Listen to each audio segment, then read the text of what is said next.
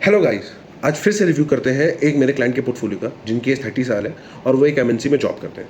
उनका पोर्टफोलियो जब मैंने देखा तो उनसे पूछा कि आप किसी एडवाइजर से करवाते हैं क्या? तो उन्होंने एक चीज़ बोली कि वो एडवाइजर से कराते हो। तो मैंने उनका पोर्टफोलियो देखा और मैं तो देख के ही दंग रह गया। सबसे बड़े रेड फ्लैग, एक तो इतने ज़्यादा म्यूचुअल फंड्स, दूसरा मैक्सिमम उनमें से थीमेटिक म्यूचुअल फंड्स हैं। आप देखिए, एक्सेस का है जो मैन्युफैक्चरिंग है, फिर जो फाइनेंशियल सर्विसेज है बंधन का वो है, फिर आप देख सकते हैं कि एचडीएफसी का कुछ है, बंधन का कुछ है, बड़ौदा का कुछ है, आईसीआईसीआई का कुछ है। मैक्सिमम पता है कैसे हैं? सारे थीमेटिक फंड। तो दो कारण जो एडवाइजर इनको बेचते हैं, पहला तो इसमें कमीशन बहुत अच्छा होता है, दूसरा ये सब एनएफओज में भी आते हैं। तो जब एनएफओ देते हैं तो भी कमीशन बैठता है, तो उनका एक इंसेंटिव है इन चीजों में। हमारे साथ दिक्कत क्या होती है कि यार कोई भी जो थीमेटिक फंड होता है ना, वो एक सेक्टर होता है। सेक्टर फंड हमेशा एक साइकिल में मूव होते हैं। किसी की अच्छी साइकिल जाती है, किसी की बेकार जाती है। जैसे कि जब मोदी जी ने बोला था कि पीएसयू ऊपर जाएगा, तो सारे पीएसयू के म्यूचुअल फंड्स ऊपर चले गए थे। कभी अभी लेटेस्ट में डिफेंस ऊपर गया।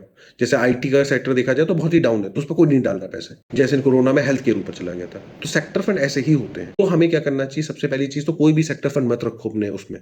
और अगर रख भी रहे हो अपने पोर्टफोलियो में तो बहुत ही कम, 5-10% रखो। बेसिक रूल याद रखो कि पूरा मार्केट लेना है। पूरा मार्केट हम कैसे रख सकते हैं? लार्ज, मिड, स्मॉल, फ्लेक्सी, कहानी खत्म। गोल्ड और सिल्वर इफ यू वांट। इससे ज्यादा जरूरत ही नहीं। तो एडवाइजर भी अगर कोई है तो उसके सवाल पूछो कि ऐसा क्यों है कि ये फंड है, क्या तुम्हारा पैसा लगा है इसमें कि नहीं लगा है। ऐसा ना हो कि सिर्फ आपका पैसा लगा उसका ना लगा। सो ऐसे ही वैल्यूफुल रील्स के लिए डू फॉलो मी, एंड बाकी for long term investing, you know this is the right place. Thank you.